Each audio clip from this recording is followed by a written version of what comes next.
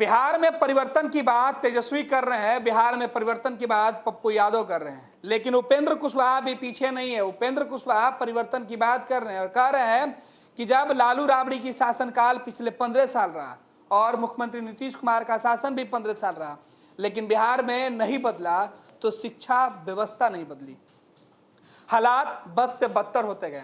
ऐसे में बिहार में बेहतर शिक्षा वाली सरकार लानी होगी तो परिवर्तन करना है। परिवर्तन इसलिए भी वाजिब है क्योंकि बिहार में शिक्षा के हालात, स्वास्थ्य के हालात लगातार बिगड़ते जा रहे हैं। ऐसे में उपेंद्र कुशवाहा ने एक नारा दिया है। हालांकि उपेंद्र कुशवाहा नए गठबंधन के साथ है, लंबे वक्त तक वो एनडीए के हिस्सा रहे, उसके बाद वो महागठबंधन में शामिल हुए और अब जब महागठबंधन में शामिल हुए तब उनका कहना है कि तेजस्वी यादव कहा करते थे कि जब उनकी सरकार बनेगी तो शिक्षा में सुधार होगा, लेकिन जब उनके माता पिता शासन में थे तो ना शिक्षा में सुधार हुआ, ना तस्वीरें बदली।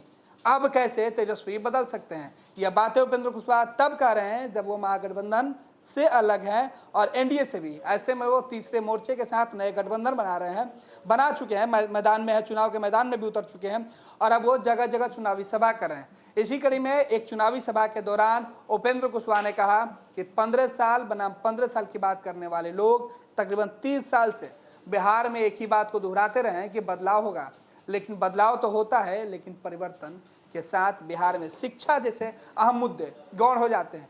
ऐसे में अब की बार बदलाव होगा तो शिक्षा वाली सरकार चाहिए। सुनिए उपेंद्र कुशवाहा रालोसपा के अध्यक्ष हैं, क्या कुछ कह रहे हैं बिहार की जनता से चुनाव के मैदान में।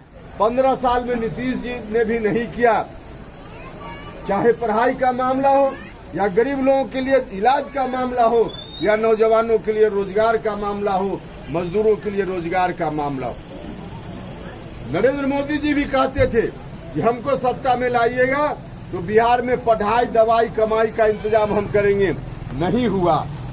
पहले 15 साल लालू जी उन्होंने भी नहीं किया, बाद में 15 साल नीतीश कुमार जी उन्होंने नहीं किया। अब ऐसी परिस्थिति में बदलाव करना जरूरी है कि नहीं जरूरी है कि अच्छी पढ़ाई लिखाई का इंतजाम होगा। आप लोगों ने मौका दिया हमको, भारत सरकार में हम मंत्री थे, आपके बगल में केंद्रीय विद्यालय खोलने के लिए हमने भारत सरकार में रहकर फैसला लिया। केंद्रीय विद्यालय खुल गया होता देवकुंड में तो आपका बच्चा भी अच्छा से पढ़ सकता था। भारत सरकार केंद्रीय विद्यालय चलाता है, केंद्रीय विद्यालय जहाँ जहाँ चलता है वहाँ अच्छी पढ़ाई होती है। जब भारत सरकार के विद्यालय में अच्छी पढ़ाई हो सकती है तो बिहार सरकार के विद्यालय में अच्छी पढ़ाई नहीं हो सकती है? यहाँ भी अच्छी पढ़ाई हो सकती है। हमने कोशिश की, केंद्रीय विद्यालय को स्वीकृति दिलाई, लेकिन नीतीश कुमार जी के रवैया के कारण केंद्रीय विद्यालय जो स्वीकृत है, पास है, पैसा उसमें मिला हुआ है, सिर्फ इनको एनओसी देना है इस जमीन पर, नीतीश कुमार नहीं दे रहे हैं, नहीं दे रहे। हम आपसे कहने आए हैं कि जिस दिन सरकार बदल जाएगी तो भारत सरकार का किया हुआ मेरा निर्णय है केंद्रीय विद्यालय खोलने का, यहाँ सबसे पहले केंद्रीय विद्यालय आपके यहाँ खुल जाएगा। केंद्रीय विद्यालय ही नहीं खुलेगा ये आपका, बाकी जो सरकारी विद्यालय है बिहार सरकार का, गांव में जहाँ जहाँ, सब में अच्छी पढ़ाई होगी। अस्पताल में आज डॉक्टर नहीं है, नर्स नहीं है, महिलाएं, माता बहन प्रसव का समय होता है, अस्पताल में जाती हैं, लेडीज डॉक्टर वहाँ नहीं होता है, नर्स नहीं वहाँ होता है। अगर सरकार बदलिएगा तो डॉक्टर भी होगा अस्पताल में, मुफ्त में आपका अच्छा इलाज भी होगा, नौजवानों को बाहर नहीं जाना पड़ेगा, रोजी रोटी का इंतजाम बिहार में होगा। इसलिए बदलाव कीजिए।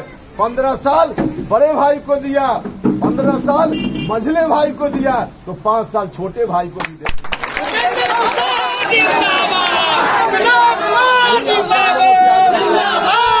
यही आग्रह करने आए हैं, रणविजय बाबू को जिताइएगा तो सीधे उपेंद्र कुशवाहा अन्य मार्ग पहुंचेगा, सीधे अन्य मार्ग। अगर चाहते हैं आप सब लोग बदलाव बिहार में, अपने लिए अच्छी सरकार, गरीबों के बच्चों की तकदीर को बदलने वाली सरकार, तो रणविजय बाबू को बहुत सोच समझकर हम लोगों ने उम्मीदवार बनाया। पूर्व परिचित हैं आपसे, इनको जिताइए। और इस बार उपेंद्र कुशवाहा का पंखा लेकर रणविजय बाबू आए, इसलिए और जिताने का कारण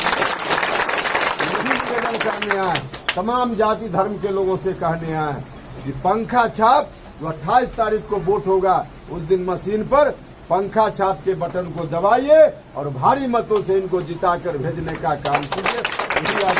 उपेंद्र कुशवाहा जिंदाबाद जिंदाबाद जिंदाबाद। तो आप सब लोग मिलकर पंखा छाप पर बटन दबाइएगा ना, सब लोग मिलकर जिताइएगा ना। चलिए, बहुत बहुत धन्यवाद। जिंदाबाद।